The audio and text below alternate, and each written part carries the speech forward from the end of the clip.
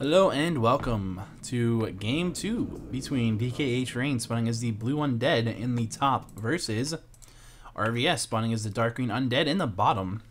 This is Game 2, of course. Game 1 can probably be found right here with an annotation link, hopefully. And what is this for? I still don't know, unfortunately. That's just the way things are. But here we do see that we will see an ALW creep right here. You can see this is going to be something very nice. And yes, the Altar of Elders is going to be something very nice, of course. Over here we can see what appears to be some sort of a Fiend build on this map. Not a bad map for a Fiend build. Of course, there are some really easy creeps to take with Fiends. Of course, you know, you have all these turtle camps, which are pretty good to creep with Fiends if you can creep them. I mean, if you can creep them. I mean, if you have the map control to creep those Fiends, the turtle camps, they do go down really quickly to Fiends. Of course, they also will go down to a large number of ghouls very quickly, but I guess that's true to just about anything, really. You can even creep these camps with, like, just a couple of, I think it's like 7 or 8 ghouls in a Death Knight. You can just, at level 1, you can creep them. It requires a lot of skill. I can almost do it. There for a while, I practiced a bunch and I got really close to being able to do it, but it's really difficult. It is really difficult, is what I'll say. It's not an easy camp, but so it's not something that you want to be jacked while you're doing because you'll have lots of low HP units. But there is, that, of course, that the healing rune that spawns that'll give you an AoE healing. So that's nice. But yeah, as far as how to do that, oh god, I don't know if I could even still do it, even if I tried a couple of times. It was difficult. I don't even remember the number of goals, but it's something that you know, goals are good for, I guess. Creeping. I'm Captain Obvious, really, in this series. Ghouls are good for killing things, really? I had no idea. What? I don't use them for chopping wood. I don't know. I'm sorry. Oh, I'm sorry. Okay, so here we have some fiends going over here and creeping this. We do see that the Demon Hunter is going to go ahead and kill this Ogre Magi, get the word and item, and run away. Which is a nice use of the fact that he knows his opponent is going to not be out here to bother him. And it looks like he's actually taking a little bit more damage than he wanted to. So he's just going to run away. And he figures, because the Death Knight is going to be creeping over here, it's probably safe to do this. Not really the greatest position. Not really the greatest thing ever to do, but we do see that he's already started his tier 2 tech, and he's going to go ahead and, of course, drop the circlet to get his moon wells used, which is a good move. Of course, you want to do that. That way your moon juice is more effective, more efficient. You don't want to waste any. And now you can just wait until it's nighttime if you'd like to go ahead, and then once it's nighttime, run in there and buy those, or pick those up or whatever. Or you might even decide, you know, I'm just going to go harass and then come back and get this in a minute when it's nighttime. And that will also work because he's going to be able to keep on this side of this Death Knight with not really much problem. And of course, he's going to want to buy boots as well anyway. So really not a big deal. He's going to have no problem going ahead and doing that. Here we can see him going ahead and getting up. No issues at all. And is he going to get the boots yet? Not quite yet. They haven't spawned. Not an issue. He's going to run over here and just try to keep doing as much damage as he can to this undead army. Going to come over here and see, there's a pull right here. What's this mean? This means that, of course, the Rain is going to be over here creeping this out. And of course, pulling is really the best way to creep with fiends for the most part. Simply because of the fact that what you don't want to do is you don't want to get jacked even by just one hero when you're creeping something and you're like up in here, because then there's really nothing. There's no way to really. You have to choose: do I attack the creeps that are attacking you, or do I attack the hero that's attacking me? And then when they're pulled out, as you can see, they just kind of run back, and you don't have that dilemma nearly as badly. You can see, of course, the mana burns have been going off on the Death Knight. The Death Knight decides it's time to start tossing those coils in the way of this elf guy here. And here we can see something. Getting the coil off right before that mana burn, so that was really nicely done. And here you can see, of course, he's going to finish off that creep camp without really any issue beyond that. Now we can look and see what his tech is. It looks like he's going to be starting teching. Start teching a little bit ago, and he's going up to 4 ghouls. Now this is a very good build to have as well. This is kind of the reverse of what we saw in game 1, where you start with ghouls and then you go into fiends. This one you go with fiends and then you go into ghouls.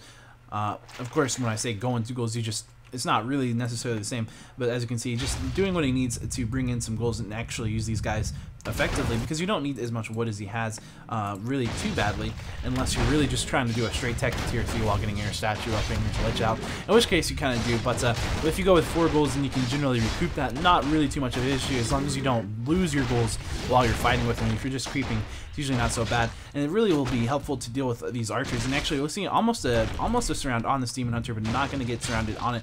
And here we can see, as you saw, those other 2 actually went down very quickly, the other 2 turtles. So very nicely done. We actually have a panda on the map at this point now, and this is going to be a very interesting fight to see what happens. I don't know who's going to win this one. From a purely army standpoint, we have the undead really, I think, at the advantageous point here.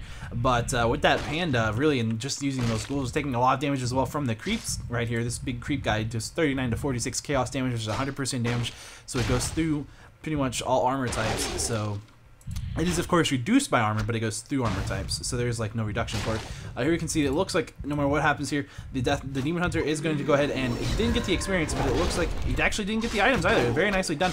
Wow, amazing. I can't believe Rain actually managed to get that. He got the item. There's a perfect item right there for him to have. It's going to cause him to win this fight, no problem. As you can see, tanking down the panda. It looked like he might have seen a surround on that Death Knight, but it didn't really matter because he had the elf was forced to break the surround, trying to get his surround off on the panda. Come on, yeah, just attack it and block it or something. It actually ended up surrounding the Death Knight instead, or the Demon Hunter instead. The Death Knight taking a lot of damage here, running away on the Death Knight. He's going to be able to kill the Demon Hunter. The Demon Hunter is forced to TP at just 10 HP, very, very close. And the panda, oh boy, the panda is not a happy camper. Look at him. He is just going to be very low as well, but he's going to get away with no problem with that very nice TP. So that was very, very close right there, and very well done by both players. Absolutely amazing pickup by Rain.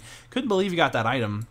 I don't think he got the tome. I think the Demon Hunter got the tome, and I think Rain got the item, and Rain definitely got the experience. So really well done by Rain. I have to say that was a really nice move, and I just have to compliment that as much as I can, because Jesus Christ, that was intense. But here we can see that we have the elf over here, ALW creeping out, and of course Rain, RVS doing a really good job just keeping up right back on that horse. Even though he has this low HP Demon Hunter, he hasn't sold his Ring of Regeneration, which of course is really powerful, and if anyone's ever played Dota, they'll know that 2 hit points per second is a lot of regeneration. Now you can't really have your any unit that low attacking this guy right here. He will attack them. It'll just turn to him and attack him. That's just how creeps like that work. And I believe that's just creeps over level 5. I think level 6 and up they'll just attack whatever is really close, whatever is the lowest that is close to them.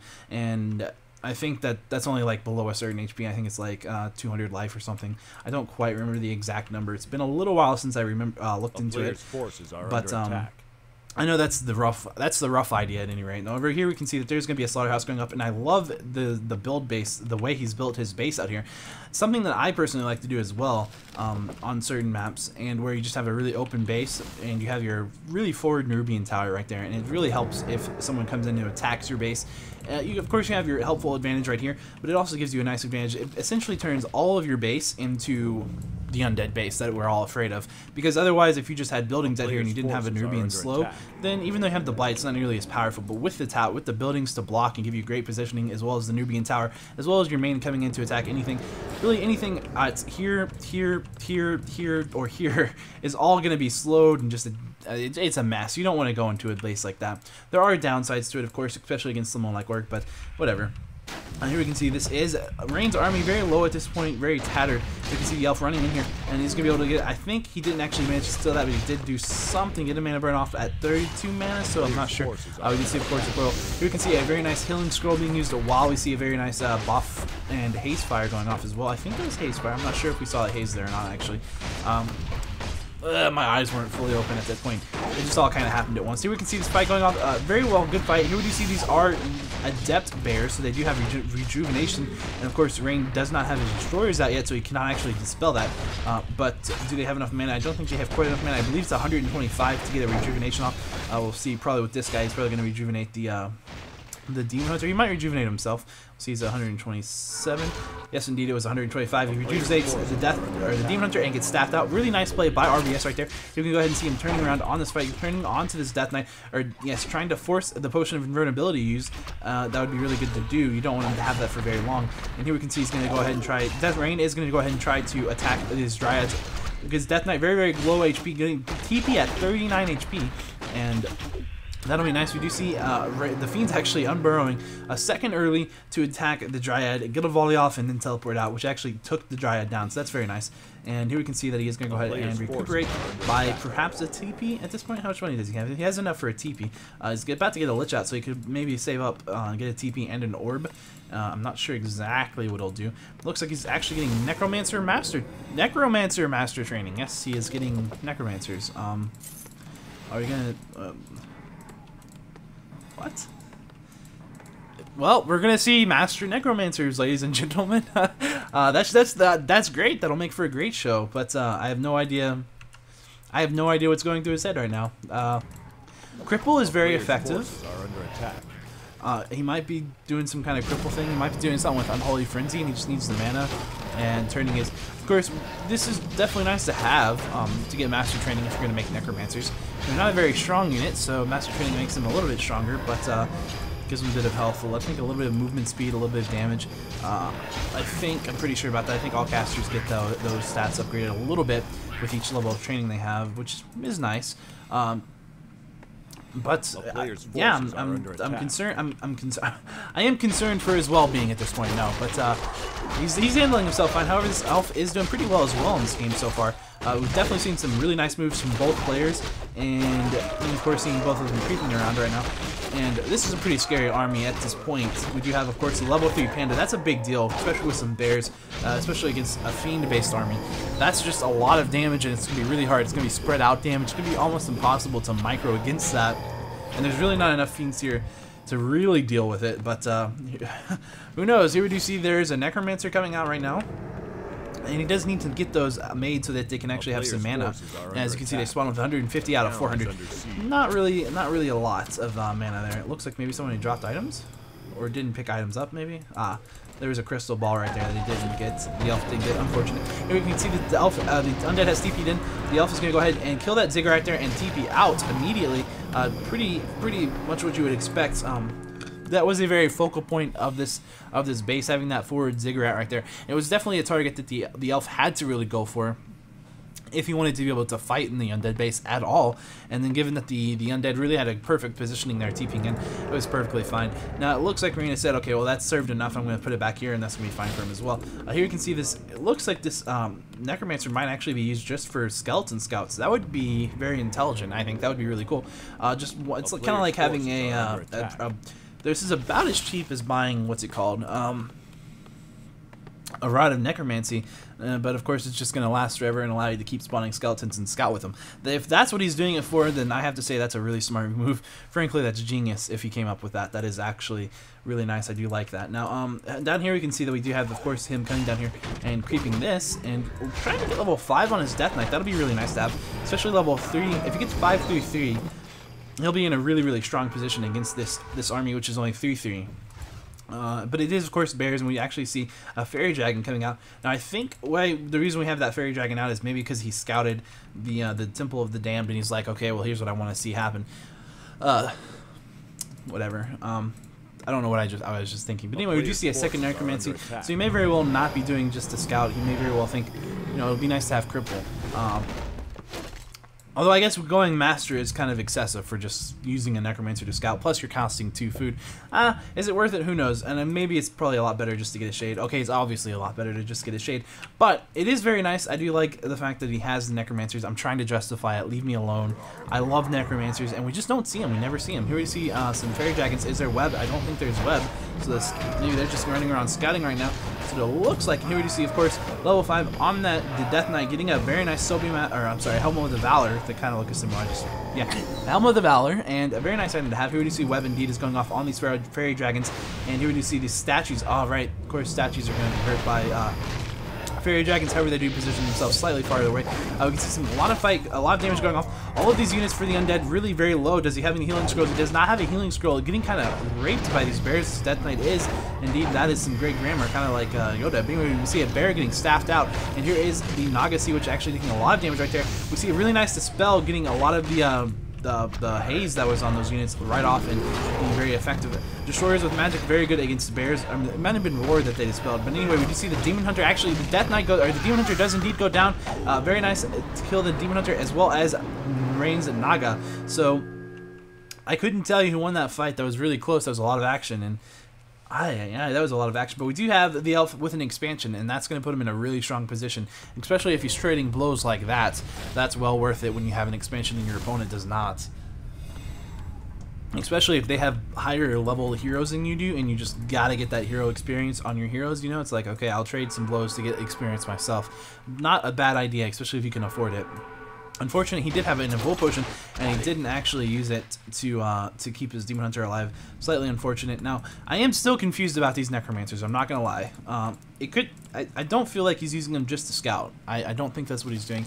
I think it's a really good idea to do it while he keeps them and works on getting the mana, but that can't be the only reason he has them, I don't believe. I have a hard time believing it, but he might. I mean, that may very well be it. Might have the Masters, so he has enough mana regeneration to keep spamming it. But the mana is going up on these, and he does have 2 now. And so I'm feeling like he's really doing it for Cripple, which I believe Cripple costs 250 mana. That's an extremely expensive spell to have. But if he is doing it, that's a good idea. I think Cripple is really nice. I think it's underutilized, because Necromancers, of course, are very slow units, and they're pretty easy to kill, and of course, to spell pretty much works really well against anything that's got 3 single target spells, especially with such high mana costs. But if you can get a handful of Necromancers up to, I don't know, full mana, then that'll be interesting. We're going to see some skeletal longevity actually being researched. I don't know if he has the other upgrade for turning them into... No, he doesn't. That we can see. Yeah, he doesn't actually have the skeletal mage upgrade being researched. We might see that as well, and that would be interesting to see. So he's doing some kind of skeletal strategy here. It'll be interesting because skeletons are not that bad, actually, surprisingly, against bears. In numbers. Now, of course, you'd have the issue of wisps can come in and dispel big numbers of skeletons, so it's really not the best strategy against this. But he's not really doing mass necromancies here. He's just having a few, just to support his army, maybe. So I think it's cool, and I'm stuck on it because they're just sitting there in the base summoning scouts every now and then. I'm definitely stuck on it because it's like, that is so interesting. And what is he gonna do with it? I want to see. And we do have, of course, the elf over here, really sitting pretty right now. He's at 76 out of 80 food, and we see that Rain is trying to get up there as well, but he just doesn't have the money. And he's just gonna have to keep that going. He's actually, hopefully, he finds that fiend right there that's sitting. Looks like it's not in any of his control groups, so he doesn't really want to have that happen where he just forgets about it when a fiend, especially at these high levels of food. But of course, it's really quite low if you look at his food count. 67 compared to 67. Oh wait, yeah, 76. It's a little bit of a dyslexic moment there. 76 versus 67. So he's 10 food-ish less, and you know, the elf could really go to 100 food if he wants to. Actually, it looks like Rain is actually going to go ahead, Rain is going to go ahead and pick up that crystal ball that was left behind however long ago, quite some time, and going to use it to scout, which is pretty nice. And we can see if we can, this is the undead, or the elf army coming in here with 1-0 upgrades versus no upgrades. Now you see some of those the skeletons from the necromancers actually coming in here to lead the charge, really just to help tank against those bears. That would be really perfect if he could do that, because he needs to keep those bears off of his fiends. If those bears are on his fiends, as well as that panda getting a breath of fire and a haze off or whatever, and not necessarily in that order, because you want it haze first then breath of fire, because that'll set them on fire. As you can see, they have both, and it makes the drunken haze last longer. Effectively. So here we can see that some bears are going down. Slaughterhouse goes down, another bear is going to go down, and no, that bear actually doesn't go down. It gets out with 2 HP, quite impressive, and we saw the TP, of course, being forced. Now, I don't exactly know what happened. I was kind of too busy looking at that blinking haze icon. Probably not a good thing, but what happens, you know. So we do have, of course, Rain's army pretty much sitting here. I'm kind of surprised he actually won that. But he did indeed win that fight, and he's just kind of sitting back in his base. Really not an ideal position for the undead anyway, though. And you can see, you might be curious, how much do these gold mines have? They have 15,000 gold, and it's not too bad. So this expo has definitely paid for itself at this point. And now it's just all profit. We can see a bunch of bears doing the daily sit-ups, you know. That's the sound they make. He's at 89 out of 90 food. He's in a really good position here. Rain is going to have a hard time ahead of him in this game. If he wants to win this game, he's going to go ahead and start his throwing down an expo. But it probably was scouted by this wisp right here. I'm not sure if he even has vision. He does. He sort of has vision. He has... this might be a replay bug. I don't think you'd actually see that normally, but he might. I don't know. I'm not curious. I'm not sure. Our sacred grove is being I guess you could, but I don't... I really have no idea. I'll be honest with you. Normally, you either see everything of a unit or you don't. We see skeletal mages are researched being used just, you know, attack the wisp. Right now, why not, you know? And the coil coming in out of nowhere for RVS's vision to go ahead and see that. I don't know. If anyone knows, tell me, because I've never had that question pop up before in my life, where it's like, Does a Wisp that sees just that in a replay actually see just that in the game, or is that just a replay bug? I don't have any clue. That's something interesting. You can learn something new every day, but I'll have to test that at some point. That's really cool. I want to know. I do. I want to know now. We don't have 3 healing scrolls of healing. We only have 2 currently on Rain's heroes, and we have is that still just 3 necromancers? I believe that is 3 necromancers that are master, and that would, yeah, it looks like it just 3 necromancers. It's interesting. We'll see. Will it actually be effective? We'll find out. Now he is of course really low on food at this point compared to his opponent, sitting at 83 food versus 69. That's a player's forces are under attack. Why, that's negative 15 supply, but he is going to go ahead and take out these 2 fairy dragons, which is going to be really nice, because he does have, of course, all these casters in the back. You can see a lot of damage going down onto this Death Knight, or I'm sorry, onto the Demon Hunter, but he does have, of course, an Invoke Potion. He's going to go ahead and use it, and you can see this positioning.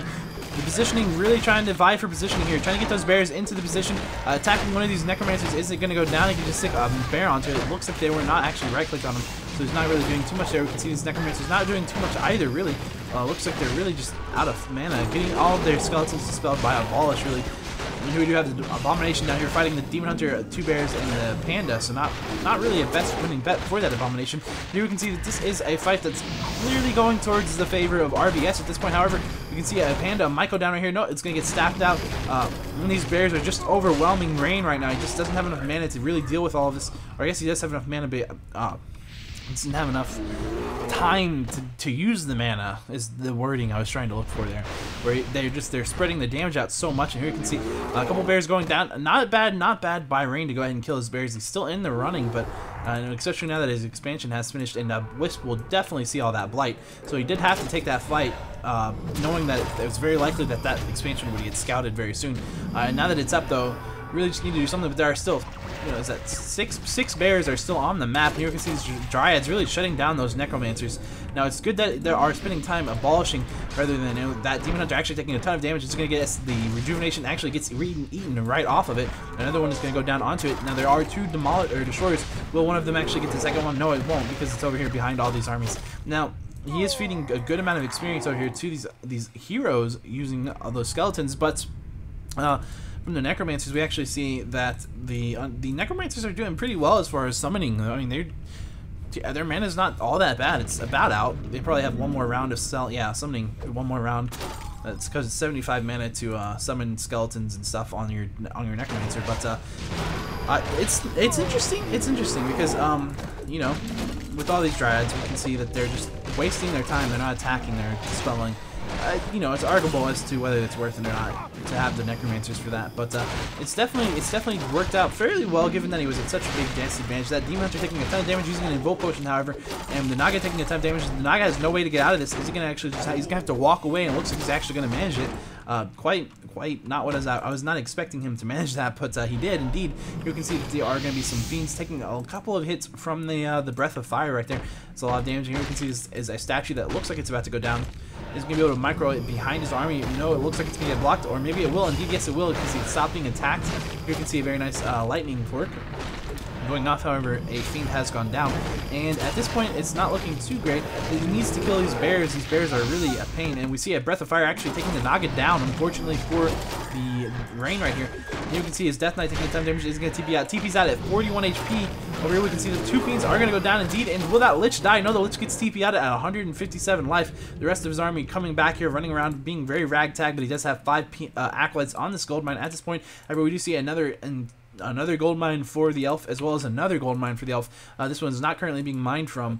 Does he need wood? Nope, he does need gold, so he could go ahead and switch that if he wants to. You can see these destroyers going ahead and killing this wisp right there that was up there. And you can see that the elf is still at 62 out of 100 food versus 46 out of 70. So who has the upper hand? I don't know. And remember that 5 of that food is, of course, tied up in this Naga that is currently being revived, as well as 3 right there in the fiend that's being made, and I believe 3 in the statue. So yeah, there's all of that. But a player's I mean, attack. He did surprisingly well. Rain did do surprisingly well in that fight. All things considered, I think he lost the fight. Definitely, he definitely lost the fight. But he did. I expected him to lose worse. I did expect him to lose worse. But whatever.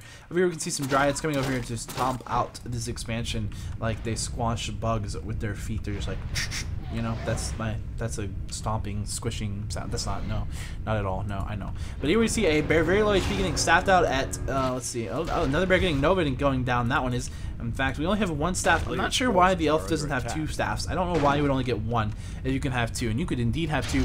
It's a pretty cheap thing. I think it's like 150 gold to buy a staff. That's pretty cheap. You know, it pays for itself very quickly in this game, especially if you have bears to cast rejuvenation. And you know, you have bears just sitting there with mana for rejuvenation and saving units. Really, that's way better than losing them, especially when you're feeding experience to an undead. This expansion probably not going to go down, but it's going to take some damage. It's going to take them a little while to kill it. It does have 7 armor. That is the upgraded armor, of course, and that means it also moves faster if it's uprooted, and does more, I believe, more damage when it's uprooted as well. But I'm not sure if that last bit's completely true or not. Who knows? But anyway. This expansion not doing too hot at this point. We do have an Acolyte just chilling out right there, trying to kill these Dryads. Actually caught him out in position, and they're probably going to go down. Several of them will, at least. Here we do see this is a Demon Hunter taking a lot of damage. Is it going to go down? That would be very interesting. It could, but it does have an Invoke Potion, so it may very well not. Is it going to go down? It's very close. It goes down to 7 HP, regenerating quickly to 8, and an Invoke Potion goes off, and it does, of course, have the rejuvenation. However, it was stolen, or not stolen, but eaten by one of these destroyers, so now it's very, very low. We do have a Hippogriff on the field. Hippogriffs are pretty good because Hippogriffs will just kind of do nothing but attack destroyers. That's all they do, and that's kind of the benefit of them. It allows you to really just set them and forget them. You just attack and move them into your opponent's destroyers, and either that kills them or they die, but either way they will spend a lot of time. And of course you can always do, not to imply that it's easy to use them, you have to attack and move them in from the right direction at the right times and such things, otherwise they are going to be pretty bad, especially against fiends that have web. But there are only 2 fiends on the map right now. Of course there's only 1 Hippogriff, so that's really all it takes, but 1 Hippogriff still isn't going to do a lot. Of course, he is going to, of course, be making more Hippogriffs, and we're up to 2 at this point. Bear Hippogriff is a fairly, at least it used to be a fairly common strategy that we would see with the Demon Hunter and Panda. And I honestly want to say that, I remember Remind doing that, really first, doing that first in the pro scene before anyone else. But he did it with, I believe, some dots as well. If I remember correctly, and that was so long ago, I don't know. That was probably back in 2008, really, when that first got popular. This is a guess at timeline. But anyway, we do see some stuff going on down here. And of course, Moon was really popular and really good back then as well. He was back in his heyday, back in 2007, so where he just was raping everybody. But, you know, back then, it might have been Moon who did it first. I just remember seeing Remind do it first, I'm pretty sure. But anyway, to try to stay on this game, you can see this fight is going on, and we do have, it looks like these Hippogriffs going down fairly quickly to a lot of damage from Rain, and it looks like, yes indeed, one of these destroyers will go down. Yes. We see lots of damage going off onto this Demon Hunter. The Demon Hunter is going to back out, running away. He's going to go down at 13 HP. Never mind, he lives just barely, and it looks like Rain's going to call GG at that point. As you can see, he didn't have he had 1 Acolyte right there in his gold mine, but that was it. And just didn't have enough money to keep that game going. So that was the game 2 between Rain and RVS. And so Rain won that one. If you've not watched this sequentially, then you might want to shut it off before I spoil things. But hopefully you guys are watching these games sequentially, just for the future. You know, watch them sequentially. If you don't mind the games, or if you don't mind the games being spoiled, then feel free to watch them out of order. But yeah, I will go ahead and actually tell you the score of the first game, so you can know what the scores are now. And if you don't want to hear that, mute me, or stop the video, or click an annotation that'll probably be right here that says Game 1. Do whatever you want. Anyway, it's 1-1. So, probably is evidenced by the fact that there is an annotation that says Game 3 here. I have definitely been considering just having the annotation display at the first 10 seconds and the last 10 seconds, but I feel like if it's at the first 10, then you kind of know. If it's at the last 10, I don't know what I haven't quite decided what I want to do with that. I'm thinking maybe just when the game ends, and then right after that, and just from that point on, putting up this annotation, and then having the first one at the first 10 and the last 10, or maybe even all the way throughout. I don't know. I'll have to consider that. If you guys have some thoughts on that, feel free to give them to me, because I don't know what I want to do with that. I don't like the fact that if there's an annotation here, you kind of know, it kind of spoils the game for you, and I don't know. But that's my current thoughts, but there will be a Game 3, so feel free to join me in Game 3.